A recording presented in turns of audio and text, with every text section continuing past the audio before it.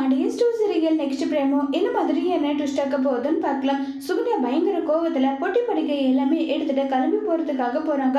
உடனே அங்க வந்து எதுக்காக நீ இப்படி எல்லாம் பண்ணிட்டு இருக்க, உனக்கு என்னதான் வேணும், ஏன் இப்படி பண்ணிட்டு இருக்கன்னு சொல்லிட்டு ரொம்பவே கோவப்பட்டு பேசிக்கிட்டு இருக்காங்க.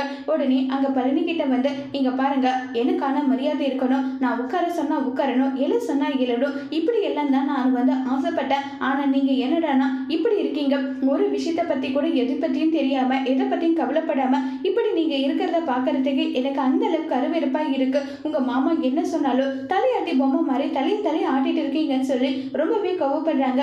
என் மாமா எப்படிப்பட்டவர்ன்றத உனக்கு சொல்லி புரிய வைக்கணுன்ற அவசியம் எல்லாம் எனக்கு கிடையாது, என் மாமாவை பத்தி எனக்கு தெரியும் நல்லா சொல்லி ரொம்பவே வருத்தமா பேசிக்கிட்டு இருக்காங்க. இதை கேட்டதுமே வந்து அப்ப இப்ப நீங்க ஒரு முடிவு எடுத்தே ஆகணும். உங்களுக்கு நான் முக்கியமா இல்ல உன்னுடைய மாமா முக்கியமா? நான் முக்கியம்னா என் பின்னாடி நீங்க வாங்க, இல்ல எனக்கு என் மாமா தான் முக்கியம் நீங்க முடிவு பண்ணீங்க. உங்களுக்கோ எனக்கோ எந்த விதமான சம்மந்தமும் இல்லைன்னு சொல்லிட்டு நான் முடிவு பண்றேன்னு சொல்லி ரொம்பவே கோவப்பட்டு பேசிட்டு இருக்காங்க. இதை வந்து கேட்ட பழனி, எனக்கு என்ன ஆனாலுமே என்னுடைய மாமா தான் முக்கியம், அவர் இல்லாத ஒரு லைஃபை என்னால ஏத்துக்க கூட முடியாது, அவர் தான் எனக்கு முக்கியம் சொல்லிட்டு பழனி சொல்றாங்க.